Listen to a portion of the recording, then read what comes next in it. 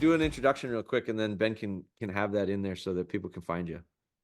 Hey guys, my name is Michael DeLoach. I am the owner of Livingston GunDogs Atlantic down in Statesboro, Georgia. We import, breed, and train British Labrador Retrievers. Perfect. Sounds like you've done it before.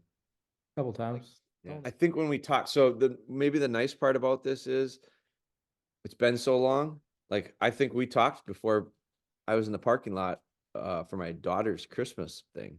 Yep. So I mean, this must have been in early December, maybe In mid-December. December. And our hunting Deer season went all the way through, I think it was January 12th, if I'm not mistaken. So we had a good bit of season left. Yeah. And quite a bit happened since we talked to the end of the season. Well, I thought that conversation was really good, and when I asked you to come back to quote unquote recreate it, which I don't want to make it fake. Right. I really think it needs to be a genuine conversation because I wish like hell I would have been recording that because I thought it was a really good. I don't remember all the details to it, but I remember getting off and calling Ben right away and going, we should have figured out a way to record that, but we didn't know what it was going to be. So I told him that you were willing to do it again, sit down and talk about it with me. So it is a lot of stuff will jog my memory, but it will be kind of. So we were talking specifically about a dog named Fennel who just turned 1 about a week and a half after our deer season went out.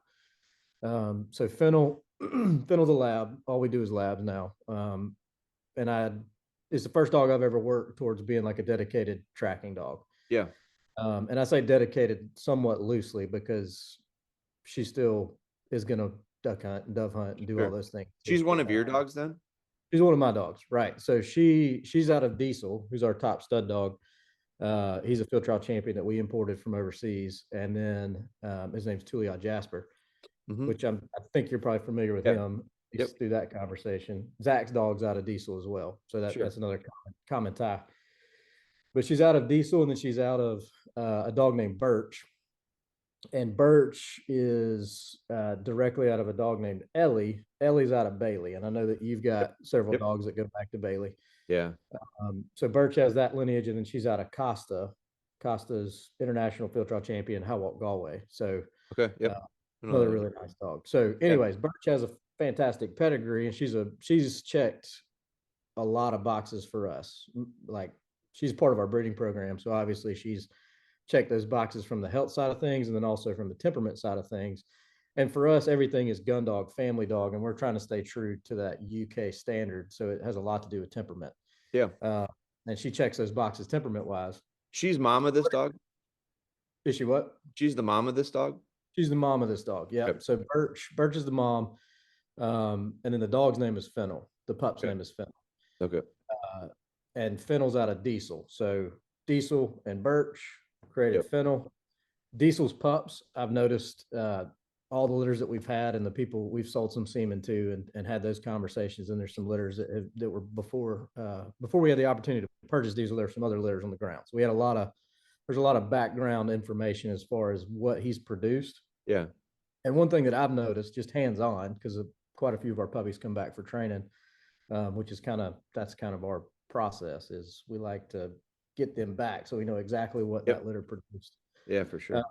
But always noticed that Diesel's pups had really good noses, and Diesel's got a really good nose. Birch has a really good nose, but I've always noticed that Diesel's pups they're really nose driven. Like they use their nose a lot naturally. You don't really have to show them how to use their nose or kind of walk them through that ever. It's part of it. Sometimes you have to fight it, right? So sometimes you have to fight their nose a little bit if you're trying to teach something that's not. If you're trying to teach them to run straight lines and not pay attention to that natural sense. But anyways, I got to about 6 or 7 months old with Fennel, and I'd had it in the back of my head for a long time because I have a client.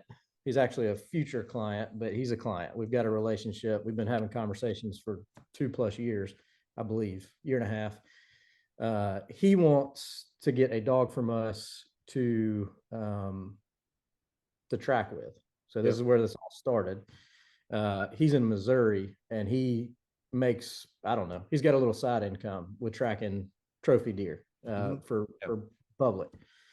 And side note, he's really struggling with the whole thermal drone thing that's going on right now. But he's got a really, really nice British dog that he runs, that he tracks with, and that he competes shed dog training or shed dog stuff with, and he does all that. So we started those conversations. Zach has always mentioned you because you're obviously doing that stuff all the time and sell products and all that make perfect sense for that process. But the funny story is that guy in Missouri actually had a deposit down on this litter. He backed out because of, I think he actually, I don't know if these details matter, but he had something that he had to take care of as far as a dog that needed a surgery or something like that. And he's like, man, I hate to do this to you, but can I move to a future litter? And I was like, sure. And instead of selling that deposit, I took it. Yep. Not necessarily a deposit, but I took his spot, his pick. And I picked Fennel out of that litter. It was a litter of 11. I knew I wanted a female pup. I knew that I knew what I wanted to see out of Birch. I knew what I wanted to see out of Diesel. And at that moment, the whole goal was that I'm just going to add her to my string of dogs, and she's going to check the box that everybody else checks. So for the first, I don't know, 2 months, 3 months, maybe even more than that, she moved over to our house, which is what we do with all our puppies. They moved from the kennel over to the house, crate training, all that backgrounding, house stuff that we do with all our pups. She started doing all that. But as far as the training was concerned, in my head, it was all directed towards retrieving. So I'm building the same foundation of place training, the same foundation of a good delivery and hold, excitement on the retrieves, tapping into those things when they need to, and then shelving them when they need to be shelved. So we're doing the exact same thing. And then I got to about 6 months of age on Fennel, and I called, his name's Ryan, the guy I'm talking about in Missouri, his name's Ryan. I called Ryan and I started talking to him, and I was like, you know what? Deer season's coming up. I don't have a tracking dog. I want a tracking dog. Let's talk about this because I want to start pursuing it. And then started those conversations, started working through the basics of that process just by tapping into retrieving instincts. So she's already doing really well with retrieving. I happen to have, and I've had a jar of deer blood in a mason jar in my freezer for probably, I bet it's been in there for 2 years. Sure. But I had it in there because I wanted to do this. And I had some deer legs. I had a piece of deer hide frozen. I had some deer tail, whatever, random stuff, just with the inclination that this is what I wanted to do. So the first thing I did is I thawed that jar of blood out, soaked a tennis ball in it, and started getting her to pick up a blood-soaked tennis ball. And then he's telling me, like, man, you don't want her tracking just blood. Like, you've got to introduce these other things. So we have another short conversation. I start introducing other things. Long story short, I get really into the weeds, which is pretty normal for me. I'm either all in or all out, and this was something that I jumped all in on. So I picked up your stuff with the hide and the scent, wrapped that on a bumper, started using that for retrieves, and then obviously that had to start working into a tracking training. So instead of just retrieving, I was trying to introduce the scents through retrieving, and then getting her to use her nose more and more. So I started just throwing the bumper in the cover that she would have to get in there and seek it out with the nose. Tied those loose ends together, and then started taking that tennis ball and just absolutely ripping it into some cover, letting it bounce and roll and sling blood everywhere. She started figuring out, okay, well, I have no idea where that ball is, but if I hit this and follow it, I can find it. And she did that really well. And then we just started making things more and more difficult. The conversation started at 6 months. The training started at 7 months. Our deer season opened in September. So that would have been roughly 7.5, 8 months she would have been.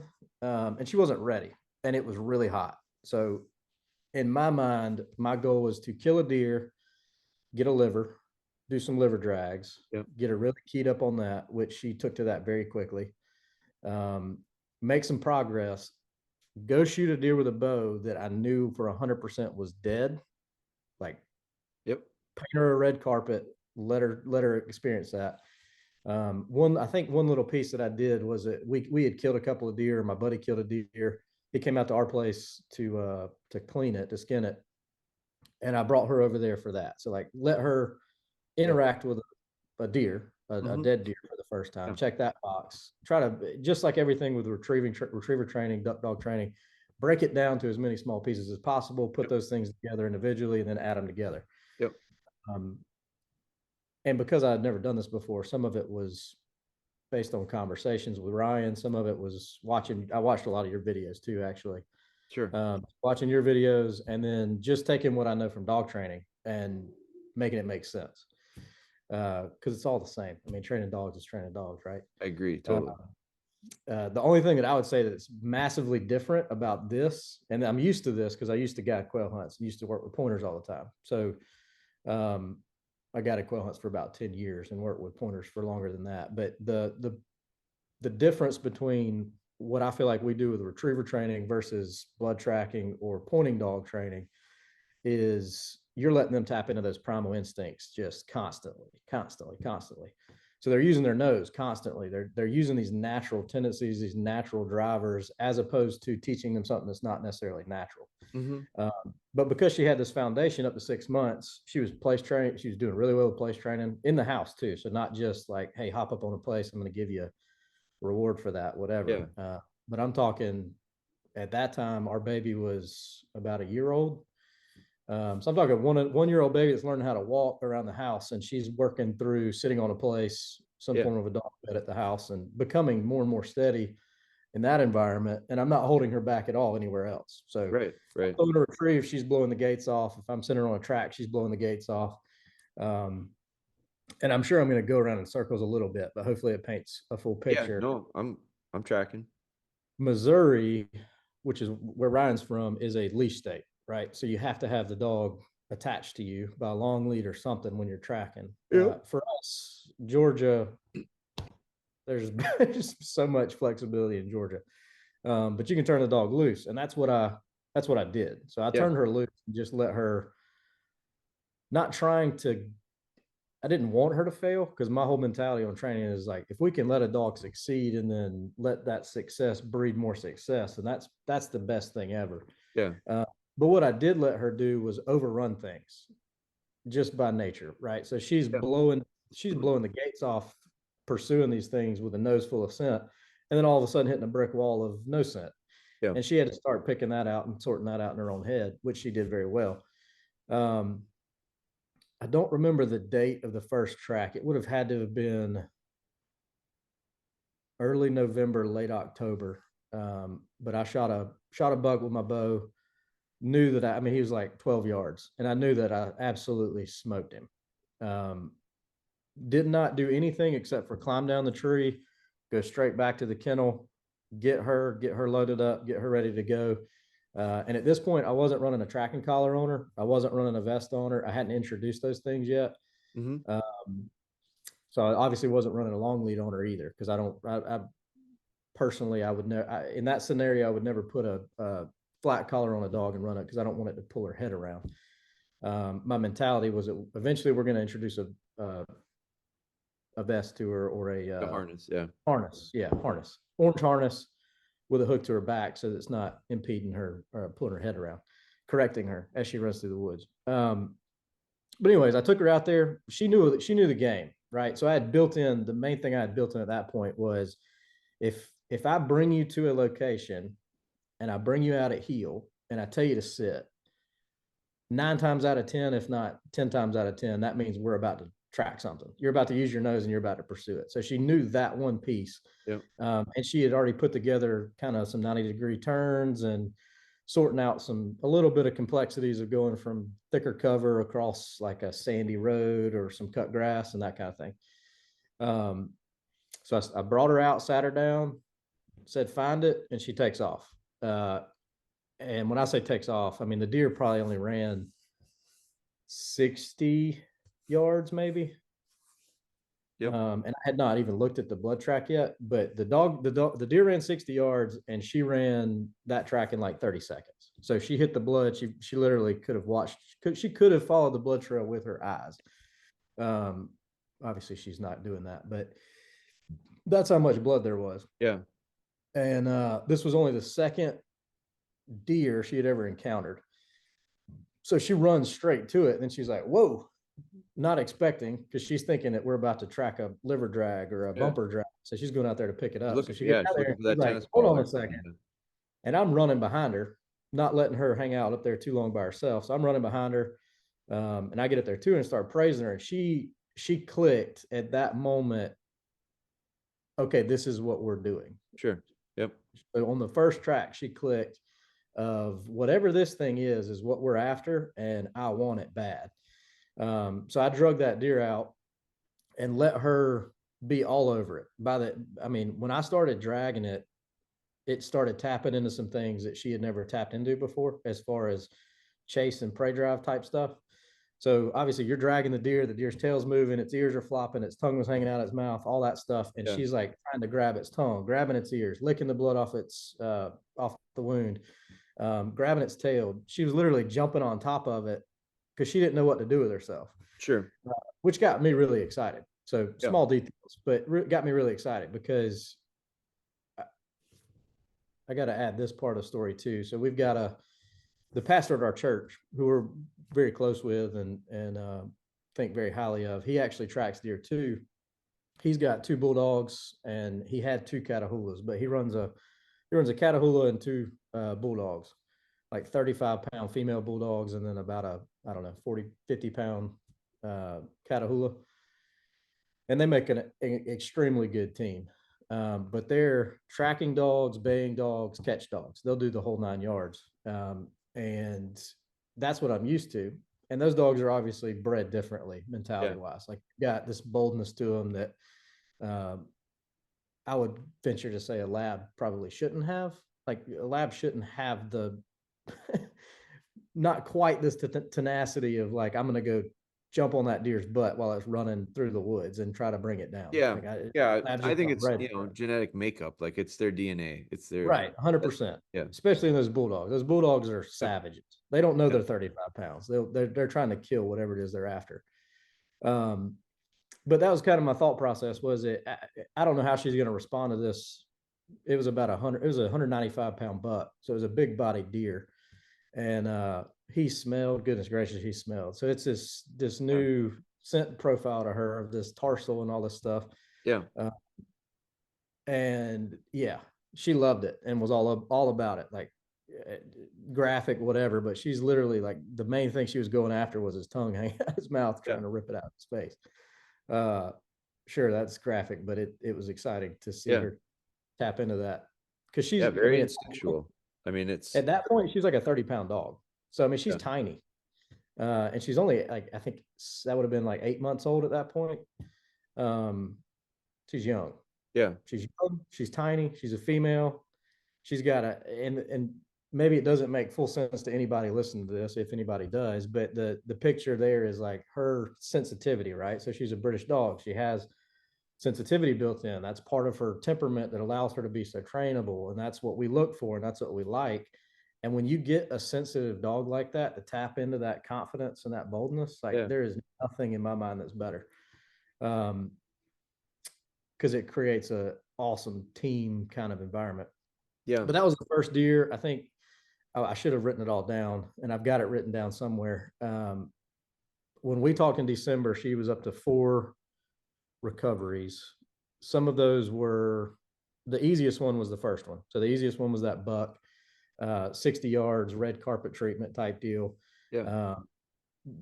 The next 3 were all very different, which was a kind of happenstance, but it was perfect. So one of them was a doe and a group of like 6 does standing in a food plot that had been feeding for an hour until they finally gave me the shot I wanted on the deer I wanted to harvest. And when I shot that deer, they kind of scattered. So deer running everywhere, and she had to go in there to a heavily scented environment, pick out the right deer, and follow it.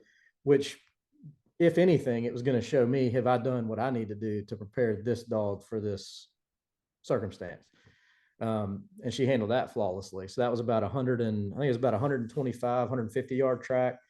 That would have been the 3rd track. So the 2nd track was a buck that was shot right at dusk with a bow, ran off into a creek bottom. She had never tracked anything at this point in the dark. And between the 1st track and the 2nd track, I had introduced a long lead, 25-foot check cord, and I had introduced a harness. So she was running with a harness and she was running with a check cord. But she had never tracked at night. And that just wasn't something that I hadn't tried it, right? So I didn't pull a drag for her and send her off into the darkness. I just let that become a natural thing in this circumstance. So that deer took off. And the interesting thing about that second track was that it was completely different from the first one, whereas she did not have a blood trailer track. So it was through the scapula on the front side into the backside, into the offside shoulder, arrow sticking up like this. The deer ran about 30 yards and the arrow snapped off. And then there was some blood there where the arrow had fallen. And then there was very light blood for the rest of that track. So again, it was another opportunity for her to show me if I had shown her what she needed to see up to that point to be able to handle it. So I think, if I'm not mistaken, it was a 60-yard track on the first one that was blood everywhere. Second one was 125 yards in the dart. She checked the dart box with no problem. I didn't have a bell on her. I didn't have a tracking collar on her. I didn't have anything. I had a headlamp and she had a reflective orange vest. Yeah. And when she took off, it took her a second to get her bearings as far as being in the dark, being on a very light blood trail, but then she just took off. And I'm like, all right, here we go. Yeah. So I'm trying to run through the woods with her. And this is a creek bottom that's real thick. And I couldn't hear her. So like she got far enough away from it, I couldn't hear her. So I'm stopped, standing still. And all of a sudden I hear her coming back to me. And I'm like, okay, I'm just going to walk over to her. So I'm working my way through the brush to her. And she stops and looks at me like, what are you doing? Like, what are you doing? I'm over here. What are you doing? Why are you back here? Sure. She sits there and she's just staring at me, wagging her tail. And I look down and I'm standing and there's blood underneath me. There's a speck or two of blood on the trail that I'm on, and she's on the trail that I'm on. Yeah. And I start walking to her. And as soon as I start putting my motion in her direction, she whips around and goes back where she came from. And sure enough, she'd already found the deer. So she had found the deer. She came back to find me and she went back to the deer. Sure. And praised her up and all that. And I was pumped because, again, we're checking new boxes. That third one's the one I already explained. And then the fourth one was also a new situation. Group of deer around a feeder. The guy shot the deer, doe, big doe, shot her, and deer dispersed, group of does dispersed. He spent an hour looking for this deer. So he had already gotten out of the stand. He'd already walked all over the impact. He'd already walked all over the blood trail. I think he had 45 minutes from the impact to, he tracked the deer for almost 100 yards. And then he called me.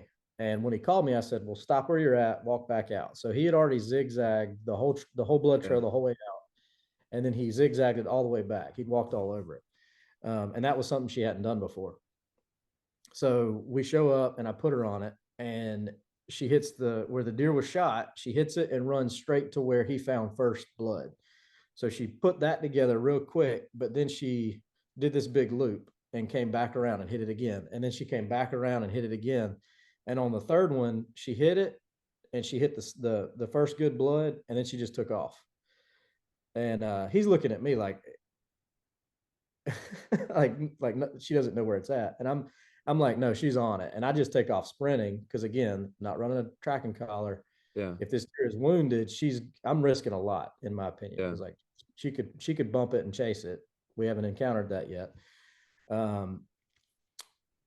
But I take off running, and sure enough, she runs straight to it. It took her no time. Once she figured out what she needed to get as far as that initial track, she took off.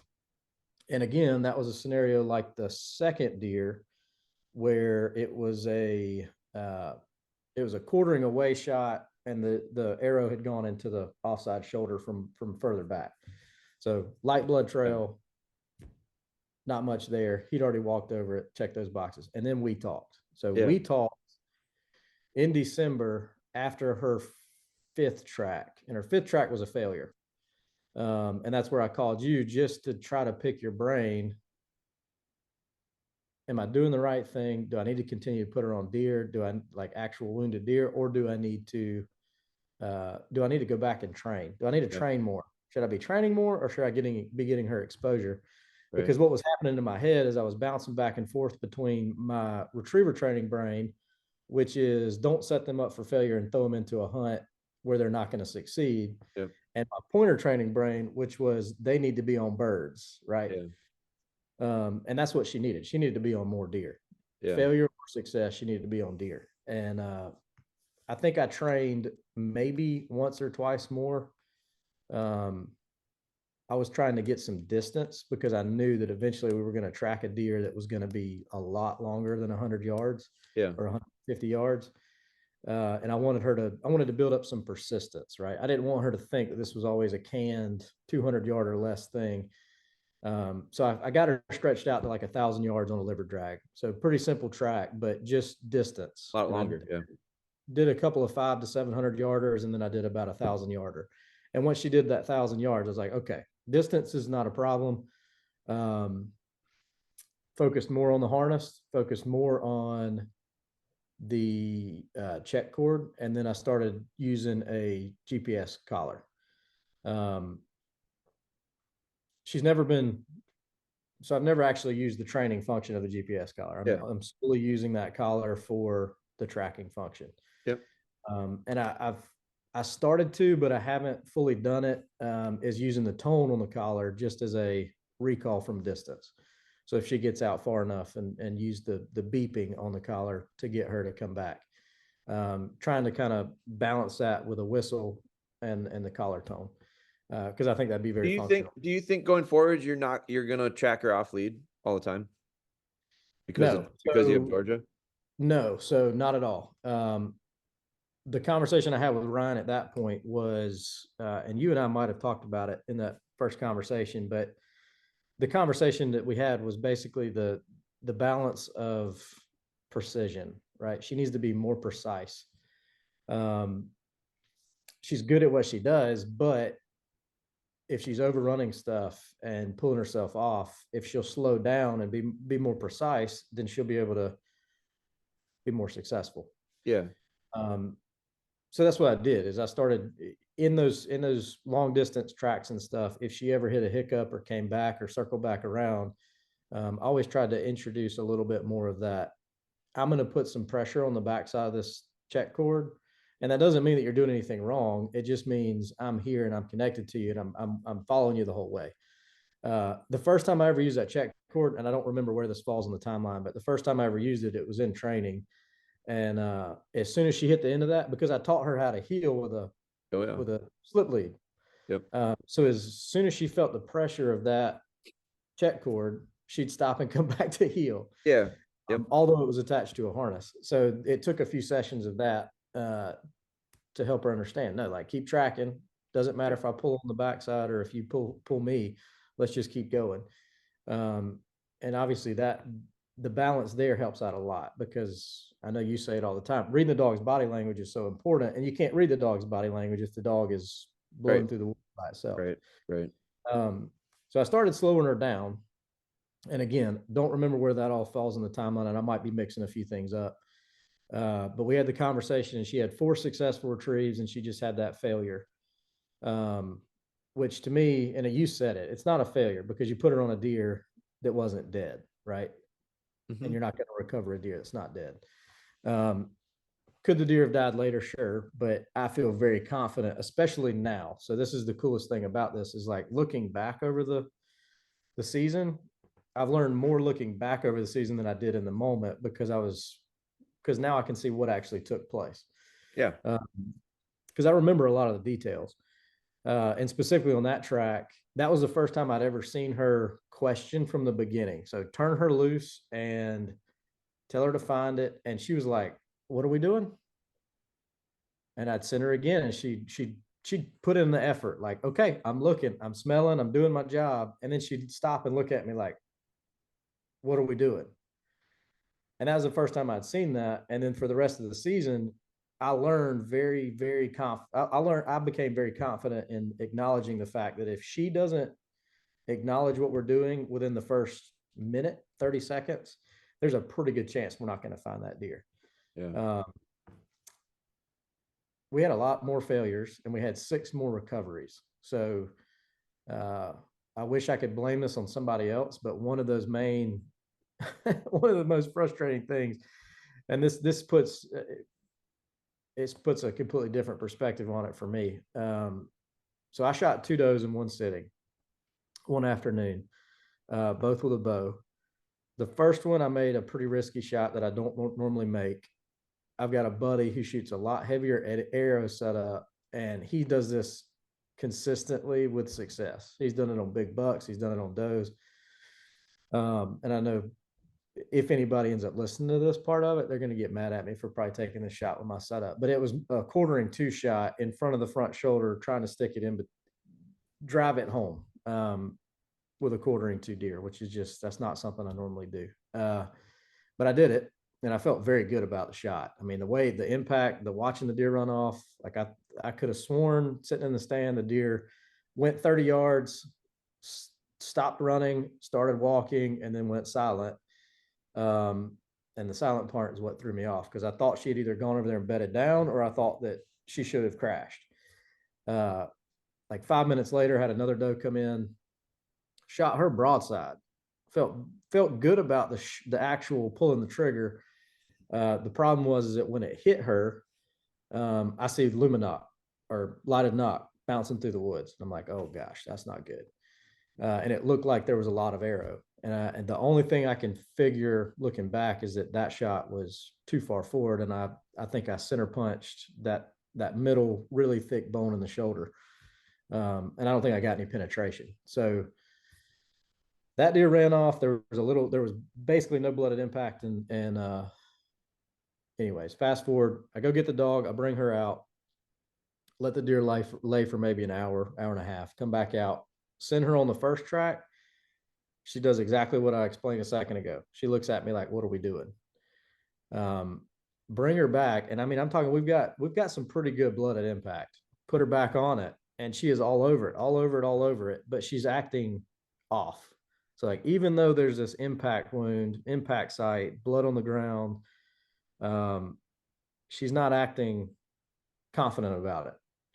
And I'm not saying that she knew that deer was not going to be recoverable, but the body language and the fact that we didn't find it, when you hear this whole story, it kind of shows me a lot, or at least I think it does.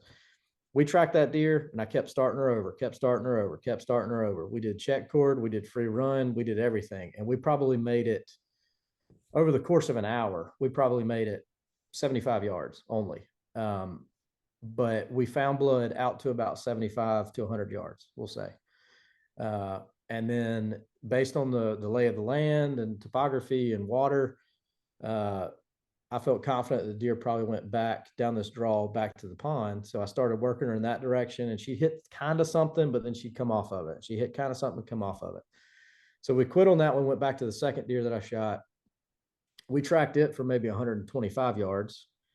And then we lost that one too. Did the same thing. It was a slow process of trying to get that far, but we found blood out to a distance, right? So I knew that we were tracking the deer and not just walking through the woods together.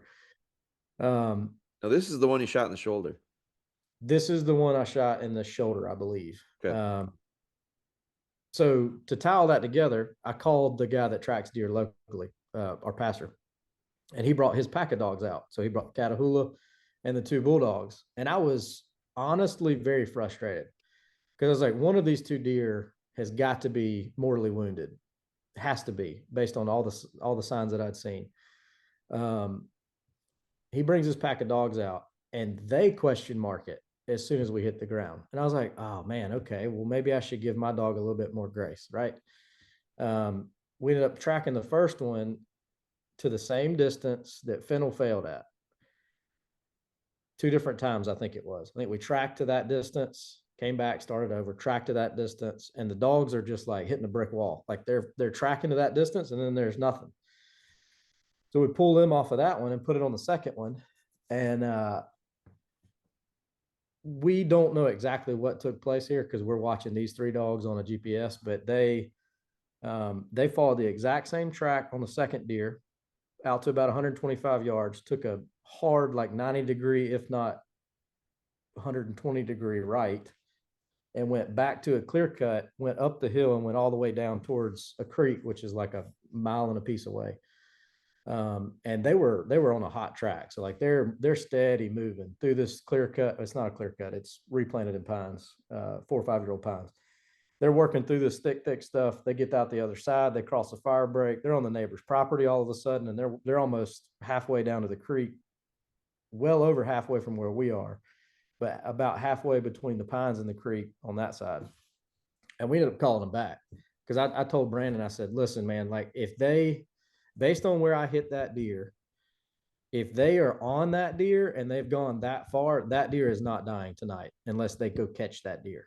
And because it was on the neighbor's property and because it was likely not a mortal wound, we called the dogs back.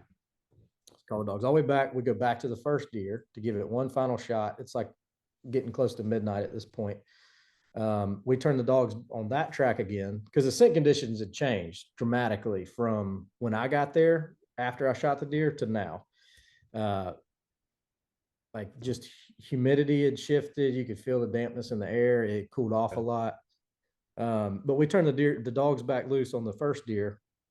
This time they ended up hitting something right at the tail end of where they got hung up.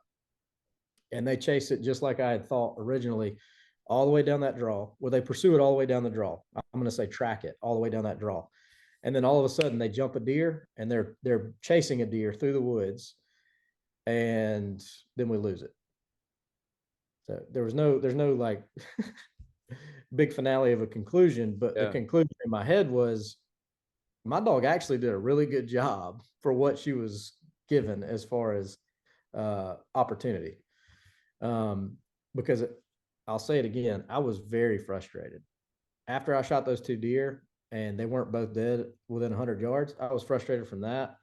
And then I let that frustration carry over to her not showing me that she was confident on either one of those tracks. And then I let that frustration follow over to having to call somebody else to track the deer. And then I let that follow over to being frustrated that we were out there till midnight. Right. Yep. But I learned so much from that experience. And it gave me a lot more confidence, and it helped me interact with her better because instead of holding her to this, it's such an intangible thing of knowing what a blood track is going to actually be when every one of them is different, and walking in there expecting it to be the same as the last one is the silliest thing you can do. So for the rest of the season, I told all my buddies, I said, if you shoot a deer, call me. I want to come track it. I don't care if you're sitting in the stand looking at the deer dead. I just want to come track it. Yep. And we only had a little bit of season left at that point, and that's what we did. And the boxes that we were able to check at the end of the season, one of the coolest ones, two really cool ones. One of them, guy shot a doe with a rifle, and it ran. He made a good shot, but the deer ran, and the deer ran down. I think he had 16 deer, and they all ran together. All 16 deer ran together, and this doe bailed off into this flat pond and made it out into this flat pond before she expired. So that's a new thing that we'd never done is water as far as tracking in and across and all that on like an actual body of water and not just wet ground. And she tracked it like a rocket all the way to the edge of that water, and then was like, I don't know what to do with this. So I get down there with her, or I'm already kind of with her, and I start encouraging her to just keep doing what you're doing. Like, you're doing the right thing. Just keep doing it. And sure enough, she starts swimming out on the water, but she's not just like blindly swimming. She's smelling, working the water, and she goes straight to it and finds it. And there was only, so like the rib cage of the deer was all that was out of the water. And she goes straight to it, and she looks back at me. She's like, I don't know what to do with it, but here it is. And she's slapping it, and it's going under the water. She starts swimming back to me, and she gets all the way back to me, and I say, find it again. I'm trying to really rev this up and like make this the best thing ever. She goes back to the deer and tries to grab its ear to retrieve it, to bring it to me. And maybe if I'd sat there for 30 minutes and like made enough of a game out of it, she could have figured out how to grab its ear. She actually did grab its ear at one point. But then the deer was like in front of her, and she's trying to swim, and it was pulling her down. And anyways, super cool. That same night, there was a deer that was shot, a buck that was shot with a rifle crossing over a trail. and the guy didn't know exactly which way it ran. The guy didn't know where he hit it. There wasn't any blood at impact. And I am reading into this. That's the only way, because it's fascinating when you're around people that have never been around a dog that tracks or have never kind of dissected that in their own mind. If you don't see blood trail that way, then that means the blood trail is the other way. And if you don't find the deer over here, it must be over there. Like, they're just using human senses to figure it out. And it's so much more complicated than that. But I put her on that track and she question marked it. I put it on her again and she question marked it. And then we stopped. And I said, all right, we've got to figure out where this deer was standing when you pulled the trigger. That's got to be square one. I need to know where this deer was standing when you pulled the trigger. They said, oh, well, I took a picture from the stand and I know exactly where the deer was standing. I was like, okay, well, we should have started there. So he pulls his phone out. He's like, the deer was right behind this tree, coming from right to left, standing right there in the trail. I said, okay, perfect. I put her right there and she takes off. And there's a heavy deer trail that goes across this, I don't know, it's like open pines type deal, heavy thin type deal with low grass cover. Heavy deer trail working all the way down the hill back to this creek bottom. She hits this trail and she wasn't blowing the gates off, but she was all about it. Like, she was convinced that this was the direction. And at this point of the season, I'm convinced that if she is convinced, we are on it. Yeah. We tracked that buck for like 600 yards through knee deep water, ankle deep water, back to dry ground. I mean, it's a beaver type flooded creek bottom. So there's all kinds of different pockets of waters through there. We tracked it all the way to the other side of that bottom, and we got about 600 yards out, and it was confident all the way up to that point. And then she started working that other side of that bank, trying to pick it back up. There's a couple times where it looked like she'd pick something up. She acted like she was picking something up, but she'd get a distance and she'd come back and she'd try to pick it up again, and she'd kind of pick up something slightly different. There was no tangible success in that experience. But to me, that was one of the most impressive things that she did. I never saw a spot of blood. Sure. I feel confident that deer was wounded. I feel confident that deer is probably dead. That's my opinion. Obviously, I'm grasping for straws there, but for her to track that deer as confident as she did for 600 yards and lose it the way that she did, they weren't happy because we didn't recover the deer. I was very pleased because I worked through these frustrations earlier in the year. One other example that was a brand new thing is we went out to a buddy's place, like 10 or 12 of us, trying to just kill some deer that afternoon, late season, kill some does. And 3 of us shot deer. The first one that we went to track, she bumped it out of its first wound bed. That was a first experience. She didn't chase it. She pursued it, jumped it out of its wound bed, and did not chase it, which I thought that's another box checked, right? Big thunderstorm was rolling in. So it hadn't rained up to this point, but a big thunderstorm was rolling in. We pull off of that deer because we saw the wound bed. We knew it just taking place. We move her from that deer over to another deer. That deer I shot and made a terrible shot on, and we would have found that deer, I feel pretty confident, because of where I hit it. I hit it back with a rifle, which is just pitiful. But because of where I hit it, I think we would have recovered that deer if it wasn't for that thunderstorm. But as soon as we struggled at the beginning of that track, we knew that thunderstorm was coming and it just started sprinkling. We said, let's go look for the third deer. So we go to the third deer because they had just texted us, said we found blood.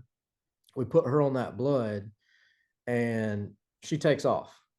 And I'm talking like we just started tracking and the absolute bottom falls out. So it's dark outside. I've got a headlamp on, and I cannot see past about 6 feet in front of me. It's raining so hard. So I've got my hat bill like this, and I'm looking at my GPS like this, and I'm trying to follow her because she's not sprinting through the woods. She's just methodically still tracking it in the pouring down rain. And sure enough, we found that deer. And the funny part of that story is that these 6 or 8 guys that were helping look for deer, they're all sitting in the buggies underneath their roofs. Sure. And I'm 200, I think this is about a 200-yard track. Luckily it was a small doe, but I grabbed this doe by the leg and I'm running as fast as I can through the pouring rain to get back to him. And everybody's just hanging out. Sure. Hanging out in the dry side by sides. So anyways, a lot of information. I know. Maybe that's not what you're going for, but that's kind of a picture of the whole season. We had 10 successful tracks with a lot of different things happening, and I'm excited. Yeah. And by the end of the year, she's how old? So she didn't turn 1 until January 22nd. Right. I believe it was. So that's like 10 days after the season went out. Okay. So I am not a proponent. I tell all my clients, and even my dogs, I don't hunt them at that age. Like, that's not something I do. I don't take them into a waterfowl or a dove hunting scenario, or really even a pheasant tower shoot that's controlled, probably especially because of the potential for other variables. But let's get to where that dog needs to be maturity wise and training wise before we put them into the real deal. Yeah. But with this, I had a completely different mentality because it was, to me, a lot more like a bird dog where they need exposure, as long as they're checking the right boxes. So are they obedient? Are they recalling? Are their manners good? Is the foundation sticking in other areas? And I don't know if it's a big deal. It's probably not. But the coolest part about the whole process is that she did all that this deer season, and we're back into retriever training now. Her hold and delivery is still great. Her desire to retrieve is still great. She looks like she's still all of those things, although we haven't even focused on those things. Yeah. Well, I think so. To that point, I don't think so. Prior to what you're doing right now as a gun dog with the gun dog stuff, I don't think anything that you've talked about as far as tracking training specifically, and really, I'll even revise that and say what you just described to us isn't necessarily tracking training. It's tracking. Like, it was training in the beginning, and it ended up becoming tracking, which was practice it, put it into practice. And so I think the easy thing to see with this, and you're recognizing it right now, is that doesn't take away from other things. It doesn't hurt other things. And I look at it and I go, it wouldn't be, so I think tracking in general, I don't care if you're tracking deer or bear or whatever big game. I don't care I don't think it's much different than tracking a wounded duck or a wounded pheasant. Like, tracking is tracking. And so, and if you want to simplify it even more, instead of calling it tracking, it's just game recovery. It's just finding stuff. It's game finding. And that's where I do think, if you really dig into like DNA of dogs and what they're made for and what we've bred them for specifically and what we like about them, and try to emphasize over generations of selective breeding, game finding is one of them. That your genetics, that you're training, the dogs you're buying, that's been something that's been very important. That's been kept in that tradition of because that skill is what they need to perform the jobs that they want them to do. And when we're referring to the British type hunts, like, they need good game finders. Their field trials need good game finders. So that is why it relays or overlaps to what I think we do as hunters so well, which is totally logical. Makes all the sense in the world. I just think, what are your thoughts on, do you think, because I do, and I don't know for sure, and I'm sure it's dog dependent, but do you think, so balance is a big word, like just finding the balance of not letting a dog go too far off that way or too far off this way, and keeping things in a middle zone, a comfortable zone of balance. But to me, letting a dog use these, and I said it earlier, primal instincts, like these things are built into them. Using their nose, pursuing, chasing, scent tracking. Those things are way more natural than, say, lining or stopping on a whistle or handling.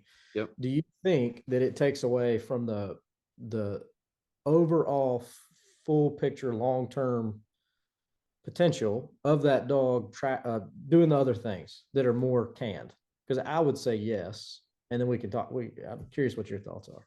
Do I think that allowing them to do the tracking type stuff, do I think that takes away from the big picture of training them to be like a more I'll use the word controlled Yeah, retriever?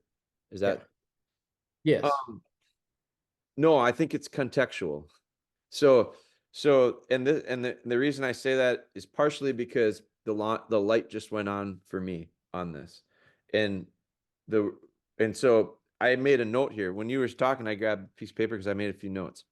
And so this is not my information. This is from a friend of mine who's a really good trainer, who's been doing it a long time, named Jerry Coulter. And I just had a conversation with him about training bird dogs. And I asked him, and my question was related to horses. And so because I follow I follow a lot of horse guys. And one of the things that they were talking about was it was a horse that was being worked in a round pen, and I don't know how old it was. It was young, a colt, and it was being worked, and the guy that was working him had not worked him for. He was doing a short video series with this horse, and he had not worked it for almost a year. It was out in a pasture or whatever, on a ranch, living with horses, and he had worked it the year prior. He brought it in, he put it in a round pen, and he worked it, and he was doing groundwork with it. And so he put the horse back out. He brought the horse back in, and then I didn't see the original work he did with the horse. I saw this. It's a year later work he's doing with the horse, and I'm watching this, and I'm going, I don't know shit about horses, but I'm watching this, and I'm going, this looks really good to me, and I'm watching him work this horse, and in the conversation of him explaining the story behind it, the backstory, he had not touched the horse for a year, but he had done a month or two of work, or I think it was a month of work with him, and then he put him back out. He brought him back in, and I thought to myself, how in the hell does that horse pick up where he left off a year before? I couldn't believe it. So now, me personally, I have this setter, and I'm steadying her up. I'm taking her chase away. So she's 2 years old. I started taking her chase away. The first season I let her chase. I let her run and chase, let her point and chase. And then at the end of last bird season, which came into spring, so it wasn't it was it wasn't quite a year ago because the weather wasn't allowed. Like, we have beautiful weather right now, so I'm doing stuff that I couldn't do last year. But in March last year, I started working with her on taking the chase away. And so from March, I'm going to say March, April-ish through August, September-ish, early September, I worked her on very controlled stuff to take away the chase. And it was pigeons and launchers and check cords and all this stuff. And then late August, early September, I went back into the woods and I started training her on wild birds again, just running her on wild birds. And I wasn't done with the steadying. We went back into wild birds, and she started chasing again. She showed me a little bit of steadiness at times, but she started chasing again. And the difference between the wild birds and my controlled setup, I couldn't control her anymore, and I was going into hunting season. And so I did my best, but she was not steady throughout the season. She was steady at times, but not all the time. And she was better than she was the year before, but she was not a broke dog by any means. What is your, like, how steady do you mean? So do you Steady to wing mean and shot.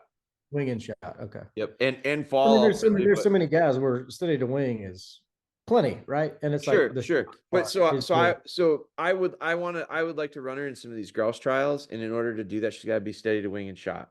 So last year, I went from her first year of hunting to just letting her point and chase, to last year I wanted her to be steady to wing and shot. I didn't get it done in time.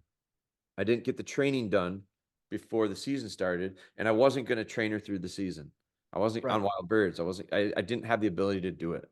So I asked Jerry Coulter before that happened. I said, hey, I've never broke a dog before. I don't like using the terminology breaking dogs, but I'd never done the breaking process.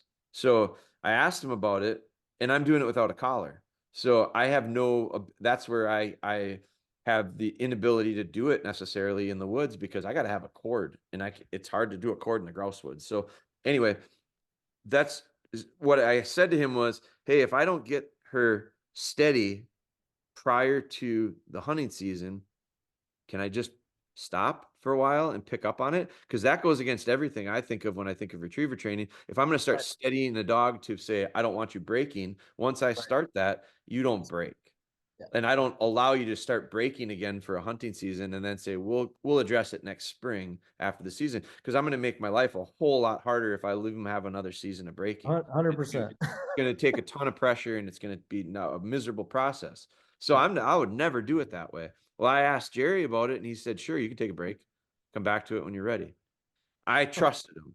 I thought it sounded nuts, but I trusted him. So I took her out about 3 weeks ago to start steadying her again. And I thought, well, we're going to be probably starting from square one. And I imagine she's going to have some issues. So I put all the training wheels back on. I put the check cord back on. I put all this stuff. I have the 3 pigeons planted in the same spots that I plant, very similar spots to where we planted them in the last summer. But, Right. it's a pretty big bird field. So I take her out and I bring her in the yard. And I have not done this now for 6 months. It had been 6 months since I had done this. And she instantly knew what we were doing.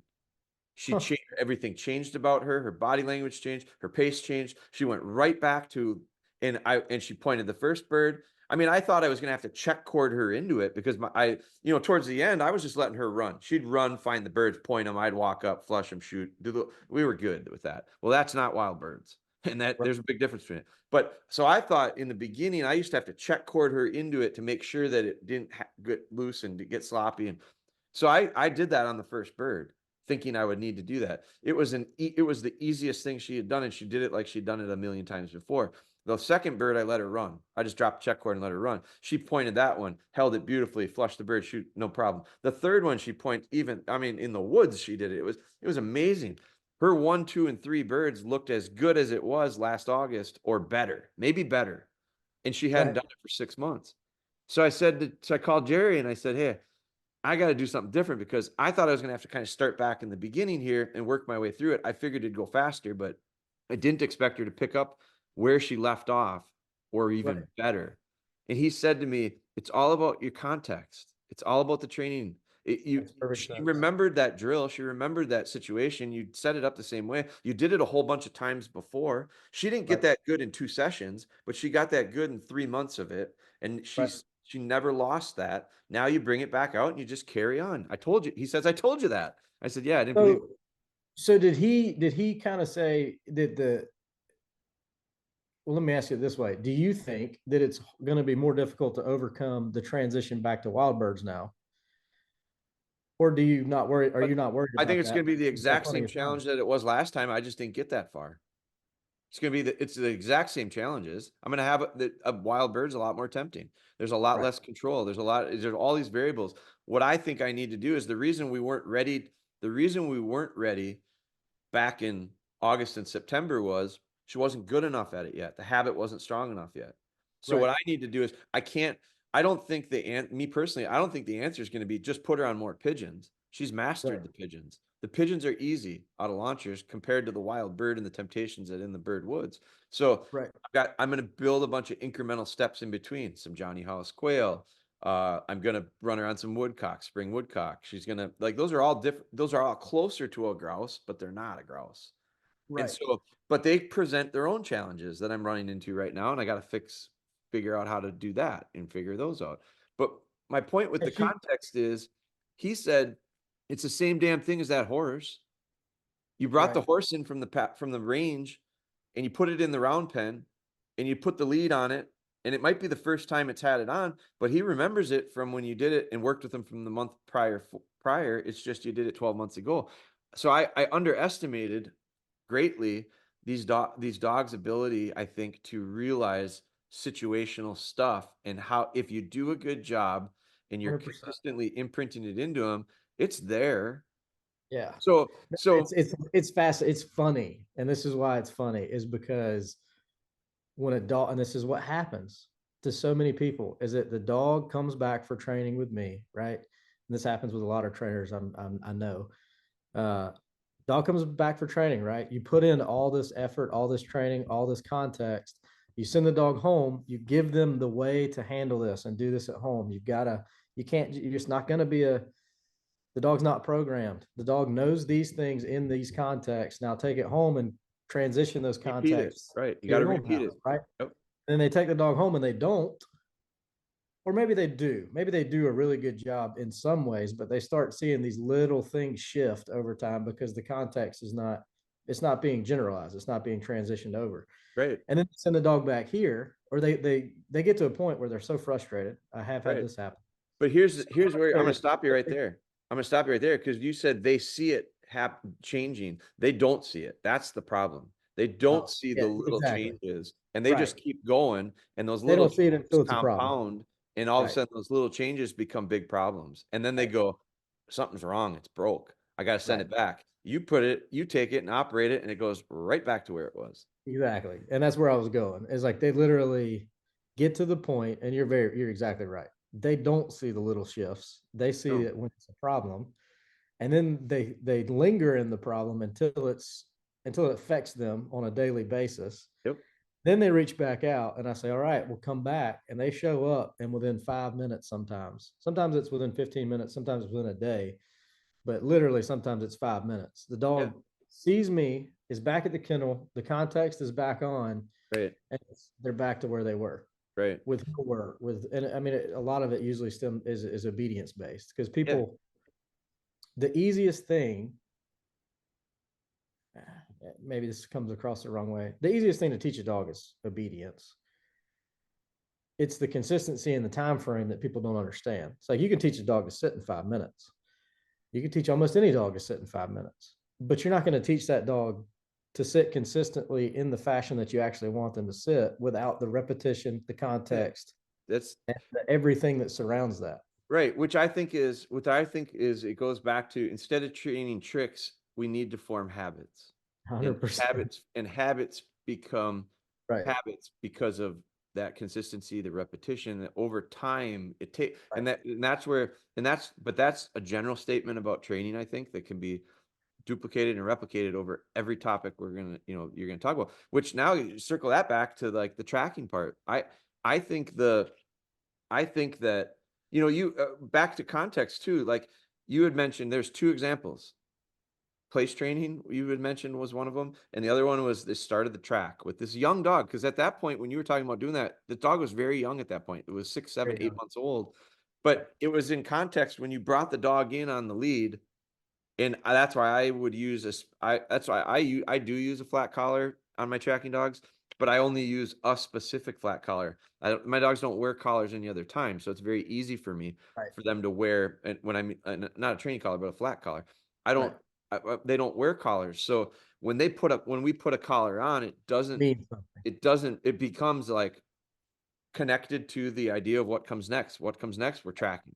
Exactly. We're finding something. We're playing that game. That's 100% what I did with the harness. It's like that harness. So exactly. And that's an easier way of differentiating it for most people.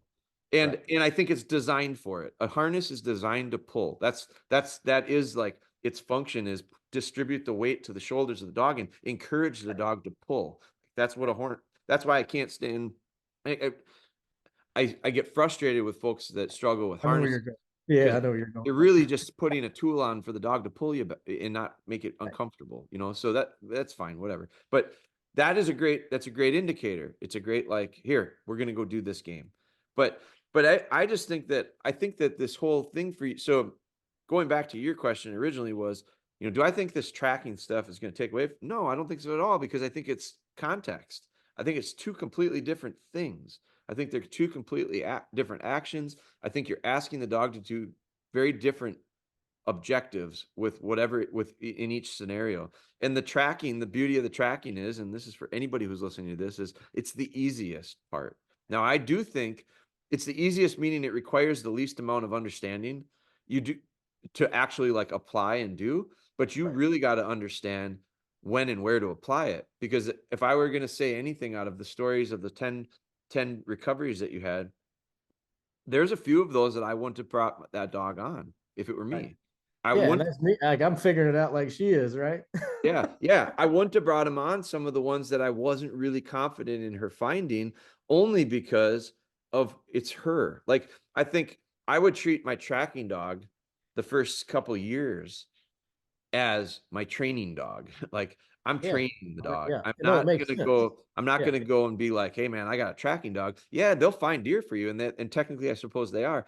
But I look at it as those first couple years are where you're getting because you think about it as a gun dog, to get 10 opportunities of duplicating a behavior.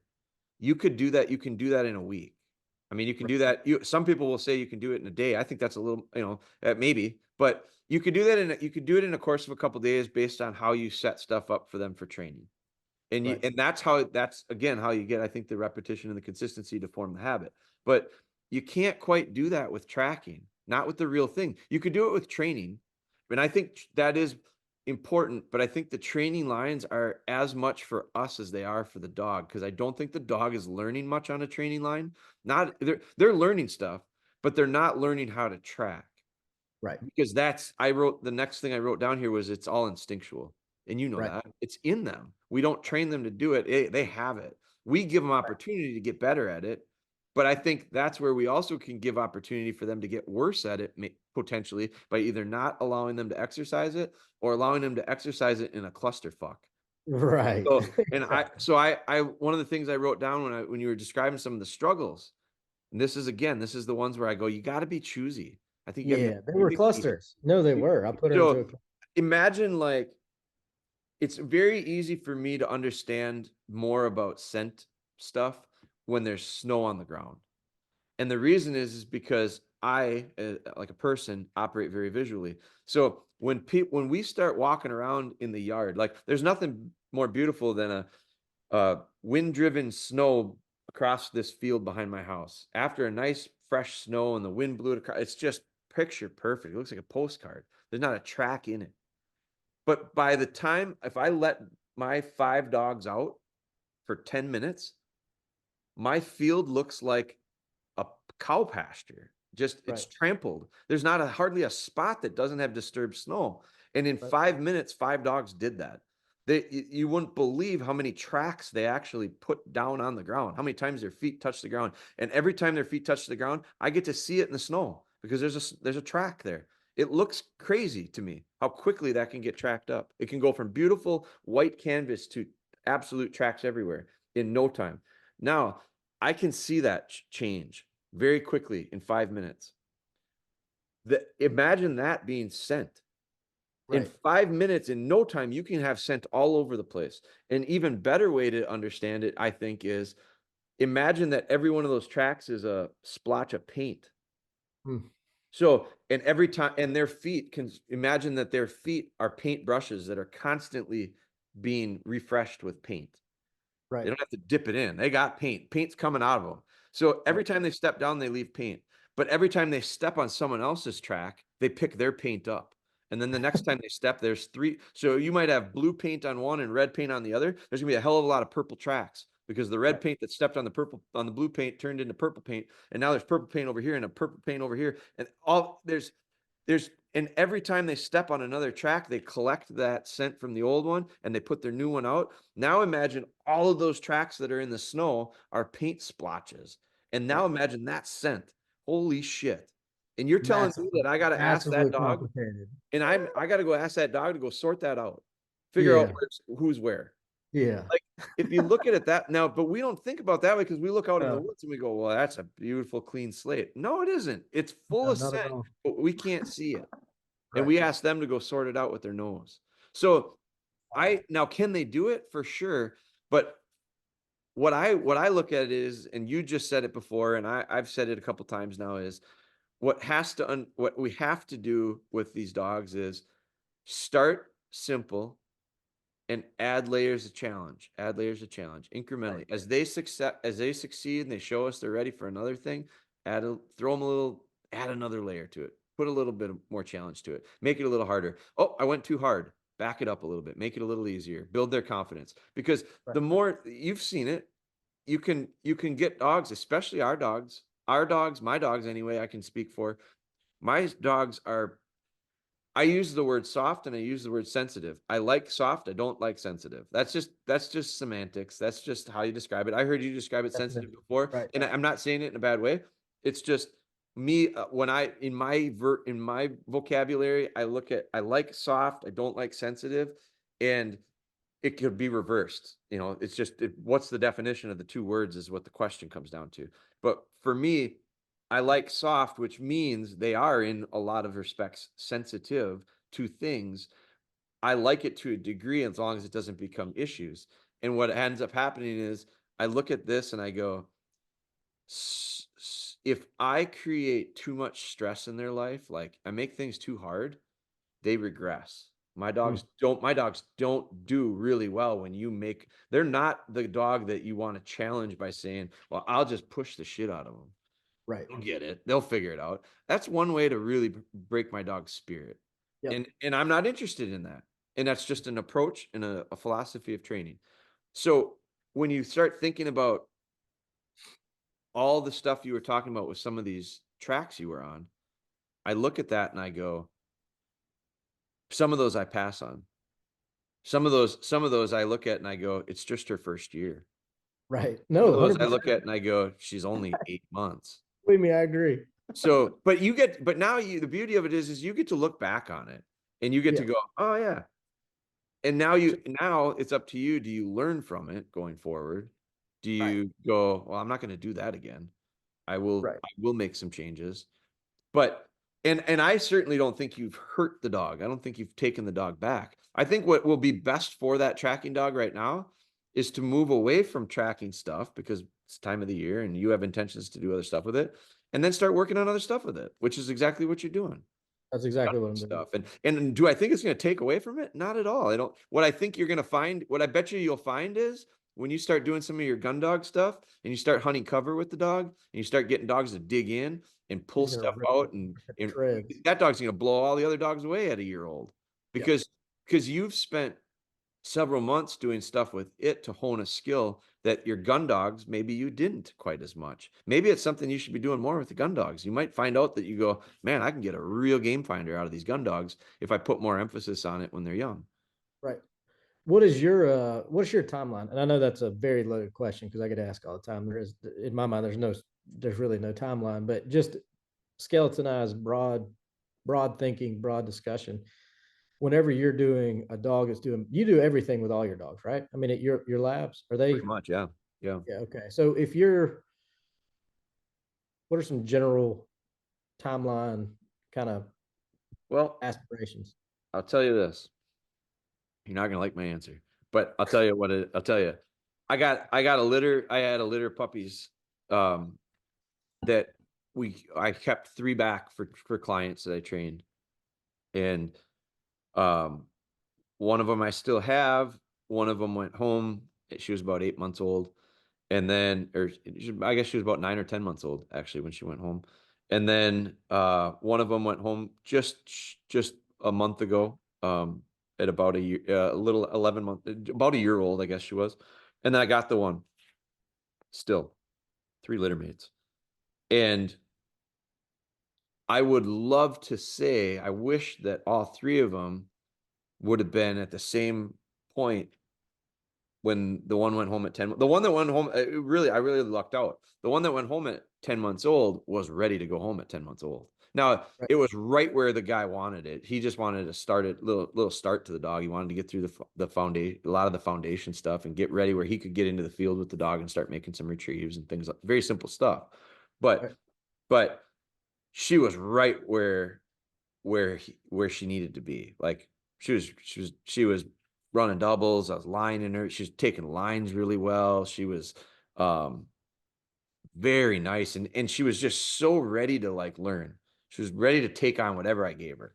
I could have probably done a lot more with her, Because that's the type of dog she was. Right. The second one that went home was very similar.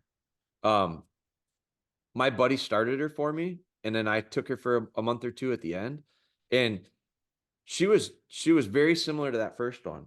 She was a little bit further along because she ended up being with us a couple months longer, but she was this about the same. The third one I have right now is the oldest now, obviously. And so I would say she's at the level like of getting like checking the box of she can do this, she can do that, she can do this, she can do that. She's probably about where those two other dogs were at about 6 months old. And this one's over a year. Right. So where, what's the timeline on my stuff? Well, Yeah, no, I can give you a wish list, but yeah, no, I but get it. That's exactly but the conversations that I have. yeah. Right. No, So I I agree. don't, so what, how do I operate is I start in the beginning and I work my way to the end. Right. And, And you and, go to the and, dog and space and yeah. yeah, And every some dog of them, and 100%. some of them I'll do I'm trying to think of an example of one that I probably maybe did differently because of certain things. But, because I know for a fact there are situations where I'll start working with, well, here's a good example. If I were training a tracking dog, and this will relate to what you just did. If I were training a dog for a client that they wanted them to track, I would, and it would be very much dictated on the calendar.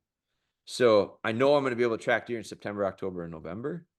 So depending on age of the dog in general, I may focus on game recovery stuff, tracking stuff, and just kind of forget about a lot of the retrieving stuff for a while, because I know that for September, October, and November, I'm going to have the chance to do it. Shed hunting is a good example.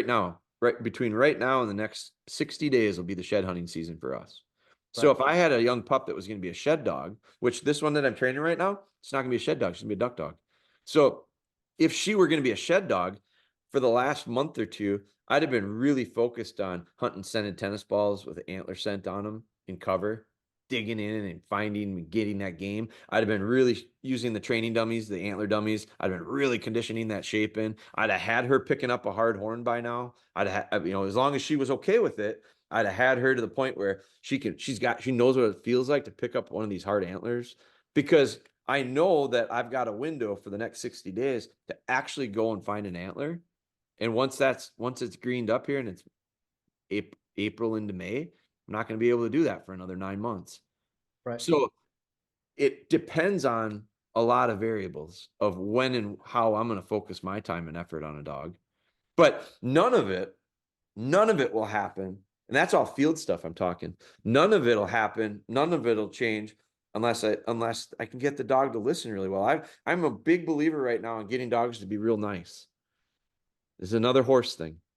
Heard a guy No, talk. Heard I cannot agree more on that. So like every dog's different. Every dog's life experiences are different, but I completely agree. If I am understanding what you're saying, with the mentality of if that dog shows up and he's not doing things the right way, he might be doing them, but if he's not doing them the right way on the most basic level, and I know I'm talking kind of open ended, but that's kind of my intention. If he's not doing things the right way, he's not paying attention to me like I like for him to, there's not this like connection in this training process where he's picking up what I'm putting down. There's no reason for me to go out today and tomorrow and the next day and try to force him into something that he's not ready for, no matter what it might be, totally. retrieving wise or heel wise or whatever. And it happens with every dog. And yes, it happens at a different stage.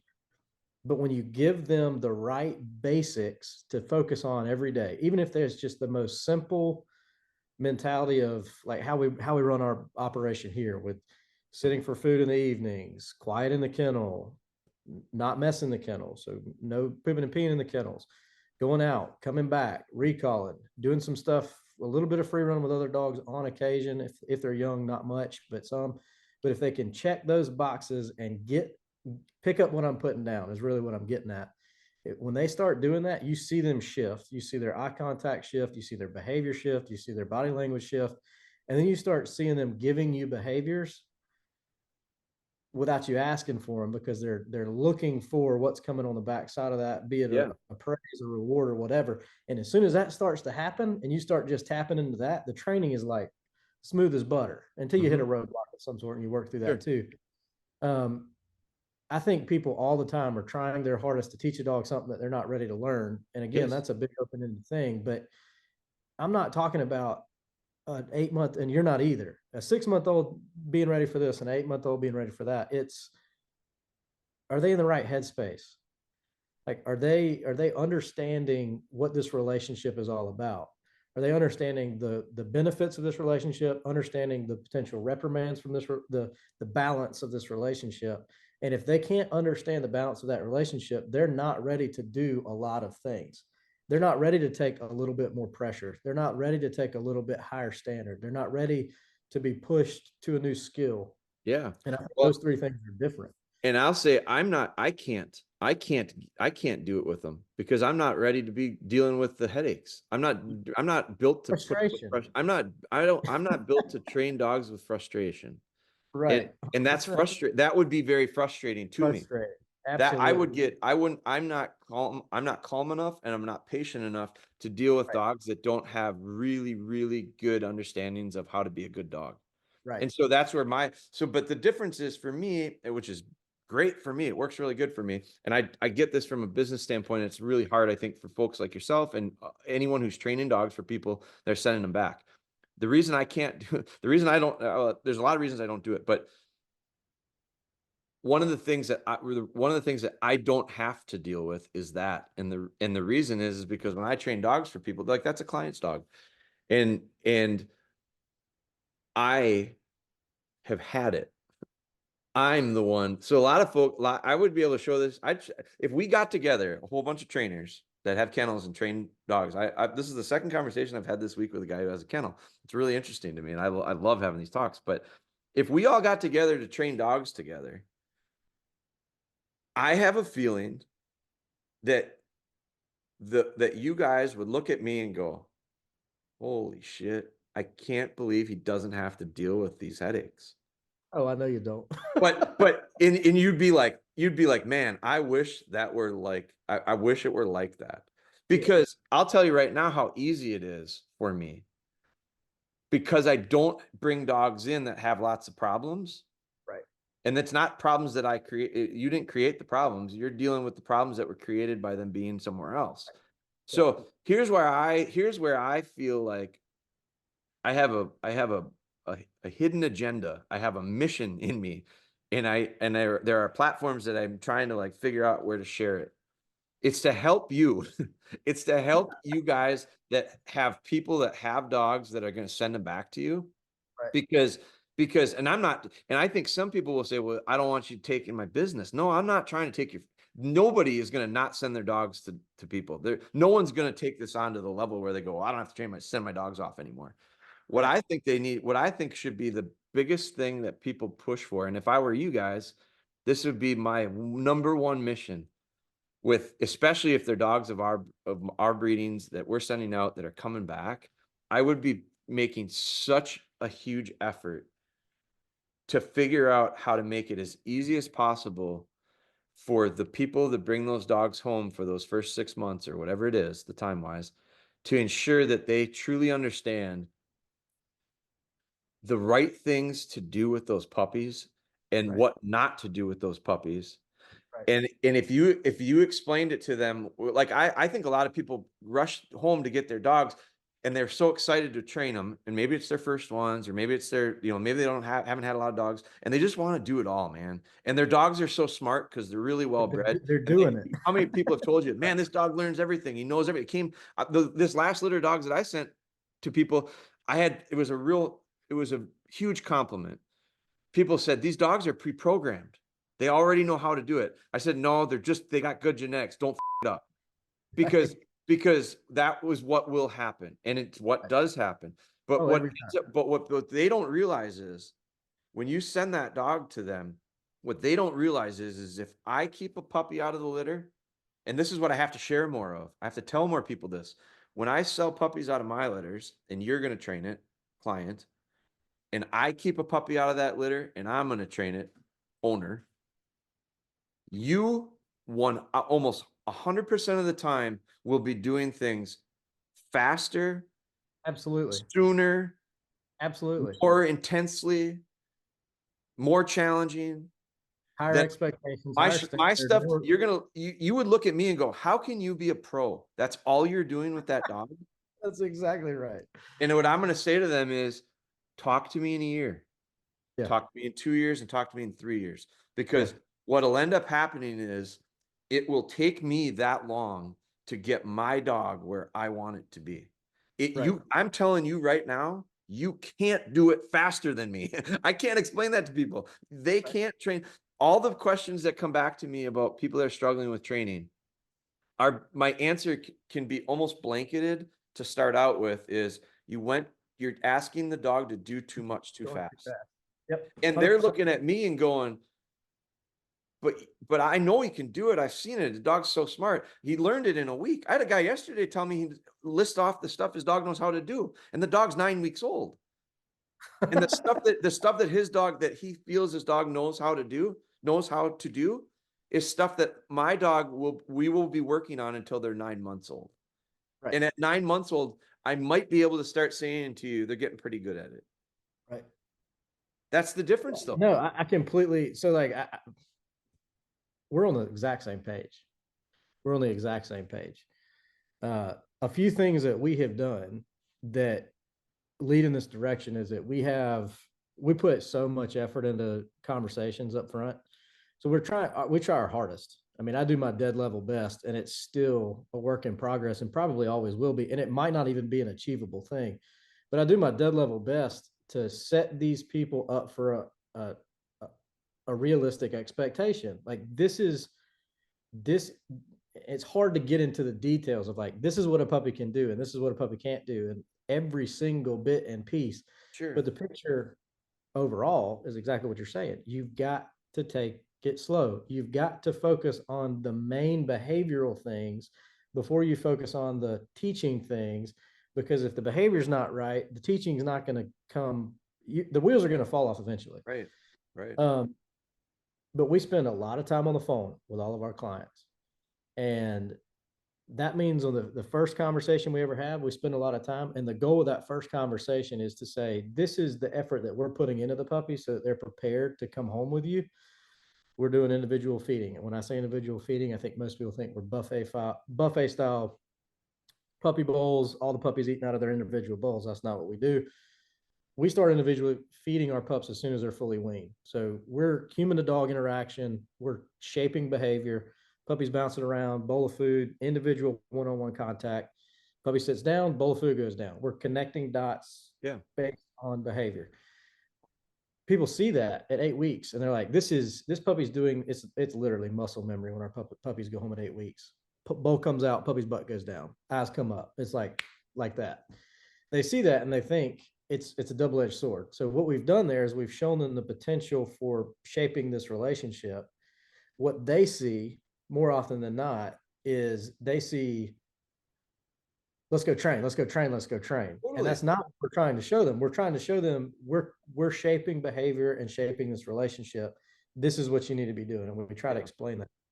But then when our clients come to pick up puppies, and I don't know anybody else that's doing this, and I don't blame them. I mean, it's not, the things that we're doing we're not making money off of the number of hours that we spend with our puppies, because you can't nickel and dime for everything, because people aren't going to understand it until they see it. And that's fine.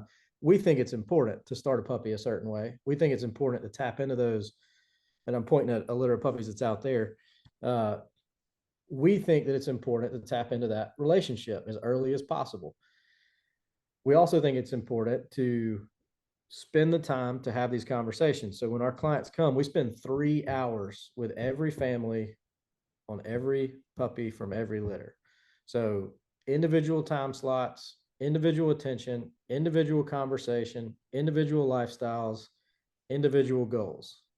Sure. To some extent, right? Yeah. Everybody's got similar big picture goals, but the details are different. And if we can have those conversations individually, then we are going to be able to approach those people more personally from a personality side of things. Yeah. Different people are going to hear different things depending on the way you discuss it. But that's our goal. We do puppy head start. Our house is over here. It's right across the pond. Puppies leave here, they go over to the house. We start crate training. We sent a litter home a little over a month ago.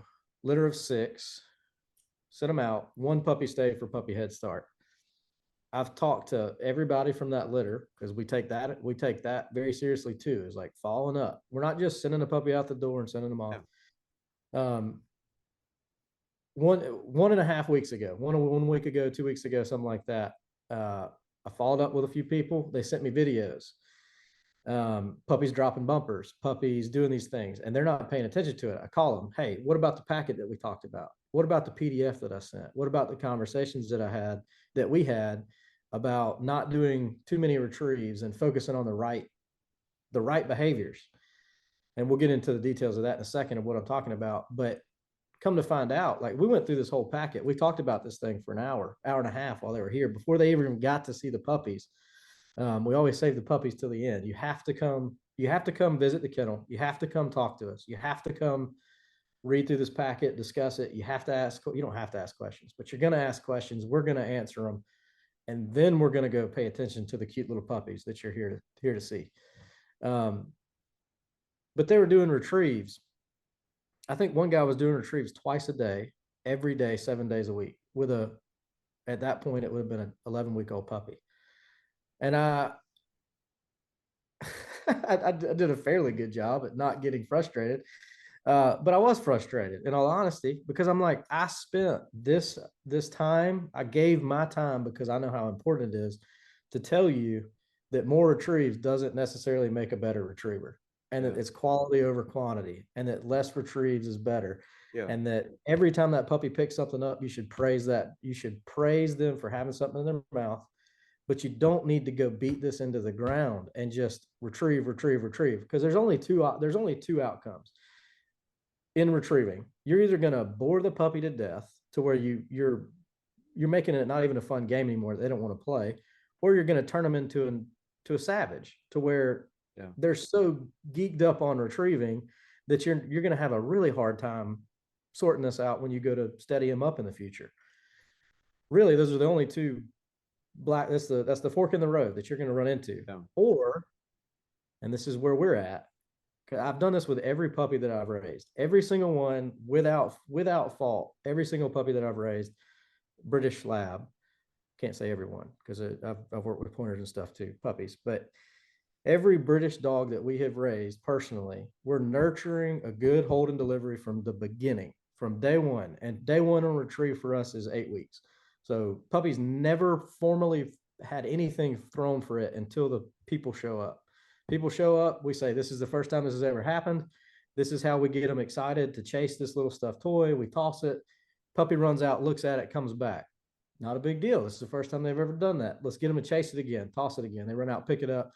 Puppy's excited. We're excited. Puppy's bringing it back. We're shaping stuff in that first encounter and showing them how that works. Going back to that other part of things, we've got one puppy that's here for puppy head start. These guys, I'm talking to these guys a week or two ago. They're doing retrieves every single day. They're like, well, how many times have you done retrieves with this puppy that you have for puppy head start? This litter mate, this exact same age puppy. I'm like, once. I did it when the guy came to meet the dog. I did it a week and a half later, and that's it. That's the only retrieves I did. He did it the way I wanted it. He did exactly what I wanted him to do in that session. Sure. We're focusing on other things. It's not a big deal. And then last week I pulled him out. End of last week, I pulled him out and did the second time he'd ever done retrieves. And the first thing I noticed was that he's holding bumpers really well. He's not dropping them. So we're checking that box. He's eager to like hop up on the place board and sit down, which I know a lot of people say that's too soon to do that, but I think the framework works really well. We're not asking him to be steady. We're asking him to sit. Same thing as picking up that bowl of food, puppy bowl of food. Pick up a bowl of food, puppy sits, you get food. Well, if I have a bumper or a ball, if I pick that ball up and you sit on the place board and I toss it and you just run off, well, I can say your name at the same time, and I can actually build in this association of sending you on your name when you don't even have a clue what's happening. Yeah, I can teach you while you don't know you're being taught. but tossing it out there. And what I noticed that he wanted to skirt me a little bit. That's a normal puppy thing. Easy fix. We're not doing retrieves outside anymore. That was a test. It might have been too much of a test. We're going back to the hallway. The next time we do retrieves, probably for the foreseeable future, it's going to be in a hallway. There's not going to be an option to skirt me. We're going to come back to the place. You're going to not jump on the place and sit and hold the bumper and look at me, because that's outrageous to think that a 12, 13-week-old puppy is going to do that. But what you are going to do is you're going to touch your feet on here while I'm praising you, and you're not going to know that I'm like manipulating you up onto that place board while I'm petting you and praising you, but that's what I'm doing, and I'm building these things in. And then I'm going to sneak that bumper out without putting any pressure on you, and we're going to go right back into the next retrieve, and then we're going to shelf it. When you're as excited as you've ever been, and you haven't done this in 2 weeks, and all of a sudden we're having a blast, we're going to shelf it. We're either going to go for a walk or you're going back in the crate, and it's that simple, that black and white. Yeah, and it's over. No, I get it. I think, but I can be told stuff 100 times, and I won't remember it. Right. But when I feel it once, yes, I don't forget it.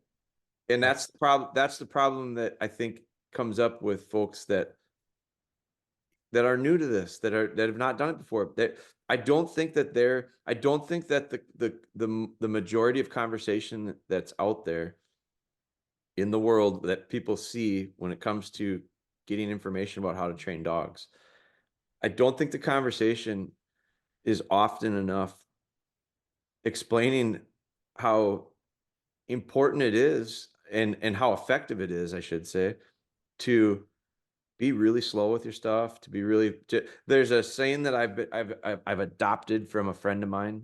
I pick up all my mantras come from people. I don't make any of them up. I just hear people say it. I go, man, that makes a lot of sense. Don't do more, but do less better. That's become my absolute 100%. I remind myself of it multiple times a day when it comes to training dogs. And I think it actually goes beyond the dogs. Like I get a little thin at times with some of the stuff I'm trying to do in life. And I spread myself thin, and what I need to do is not do more, but do less better. And that's something that those conversations are there. I feel like you just got to keep having them. You just got to keep talking about it. And so when you ask the question to me of what's your timeline look like, that's why my answer sucks. That's why nobody likes to listen to my answer, because it's not what they want to hear. That's okay. I get it. What'll end up happening is eventually it gets to the ears of someone who has felt the burn of the idea of, man, I really tried to make things happen in certain timelines and it just didn't work. And then they hear me say what I say, and they go, I get it. Right. And then all of a sudden they might go, maybe I shouldn't work on so much stuff. Maybe I should work on it a little bit slower. Maybe I need to do it a little bit more often. That's my hope anyway. Yeah. Yeah. And you mentioned the mantra or whatever. It's funny because Zach Hoheisel, obviously, Zach. Yep. Zach always tells me all the time. He says, apparently his dad used to tell him this: don't major in minors. Right. Yeah. I'm really good at majoring in minors. Yeah. Yeah. I'm not ashamed of major in minors. Sure. I think minors are what makes the major. Yeah. Like when it comes, I think if you see what I'm saying, it's very similar to what you're saying. But you got to pay attention to those little things. You got to do less better. Yeah. Yeah. You don't have to do more minors.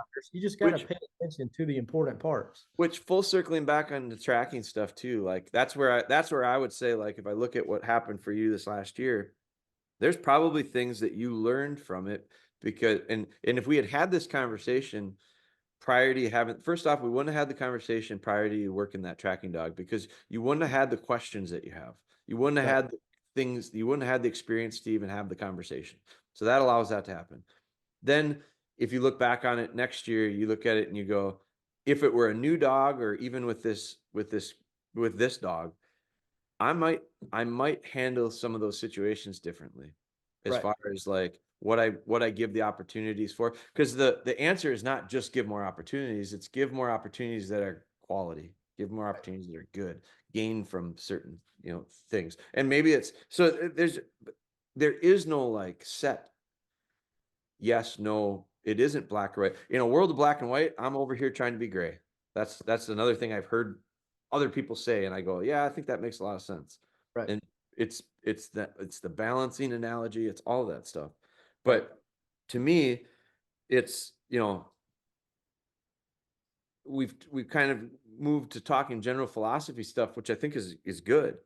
But if you want to micro it down and dial it right back into laser focus of tracking, it's the same conversation could be had regarding gun dog stuff. Same conversation could be had regarding Sure.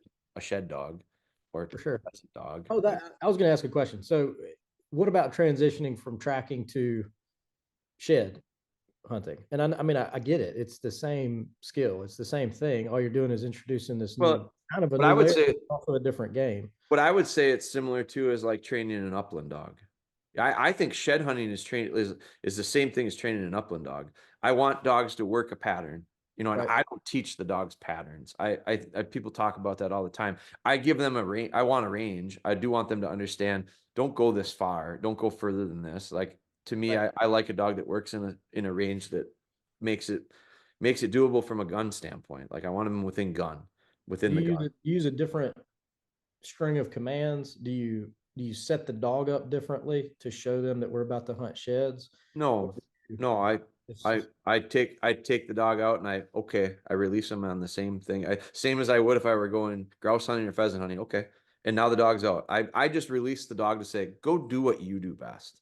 You don't have to heel with me. Okay. It's the same command that I would give him if I wanted him to run out in the yard and go to the bathroom. Okay, go ahead. right. So I just really it's me saying you're allowed to go away from me. And so and I think again, I think it comes back to context. Right. You know, if I load stuff up and I put a dog in the truck and I go to the grouse woods and I get the dog out, hell, the dog knows when I turn off the highway onto the road to my cabin.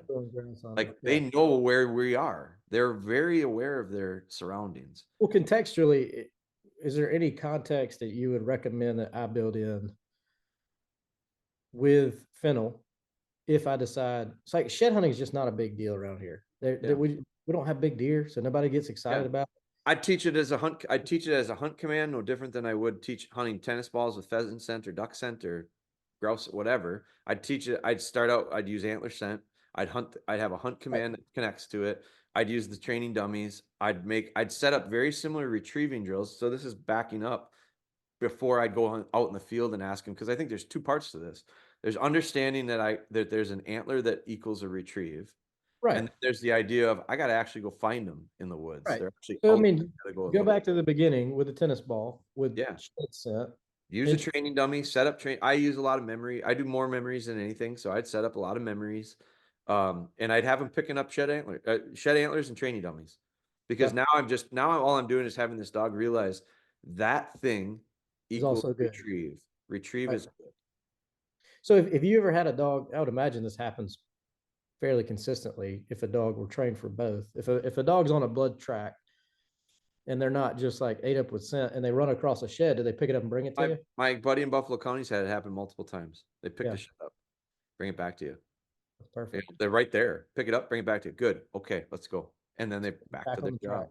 Yeah. I mean, It makes perfect sense. I got a buddy that's an outfitter, and he's had it happen to him multiple times. That there aren't that many sheds out there, so it's like, does it happen often? No, but I know a guy that it's happened to. I trained the dog for him. She's passed now, but it was many years ago. But man, she was a great dog. But Are dogs? This is going off on a completely different thing, but what do you see with like old sheds? Is it a visual thing or is it? Are they still able to? It smells. Bone's a bone. Bones smell. The smell is different. I think a fresh drop shed has different scent makeup than an old one for sure. You know, but so does there's different scent makeups to I have a person that sent us this was pretty cool. A person sent us a picture. They found the sheath off of a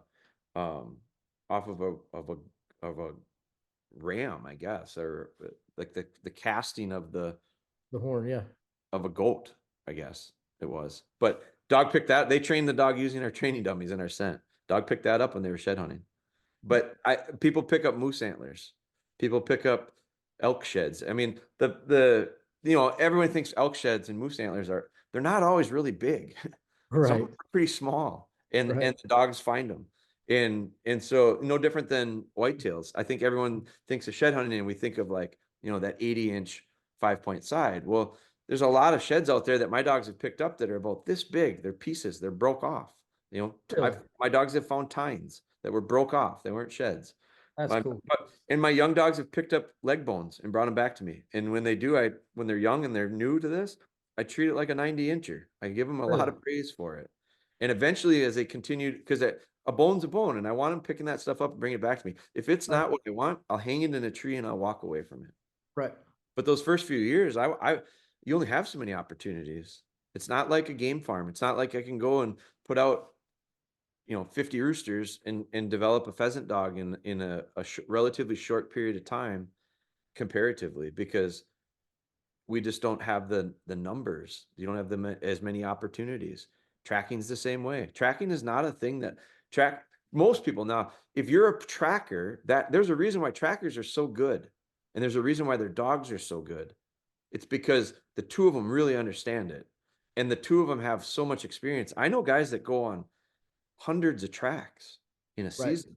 They'll track 2-3 times a day for 30 to 45 days straight. Right. But that's like they're going to develop a dog quicker because of all those opportunities, but they're not dumb about it either. They're not taking young dogs and bringing them out there to just fail. They're very selective. Good trackers are super selective. You're wasting your time if you go and look for deer that aren't dead. So good trackers don't go on shitty tracks. Yeah, the more I paid attention to like what the best trackers are doing as far as turning people away, I was very fascinated by it because I did not realize that they were that select. No, not at all. Yeah, and I mean it's their time. They know it's their dog. This built-in calculator in their head that can tell them like the percent chance of success. And if they don't have the right dog for it, they're not going to expose that dog to it. They're not going to let a young dog. You're not going to let a young dog swing and miss forever. You're not going to let a kid strike out every single time he goes to bat, or he's not going to play baseball. Right. So put it on a tee and let him smack it once in a while. Right. Absolutely.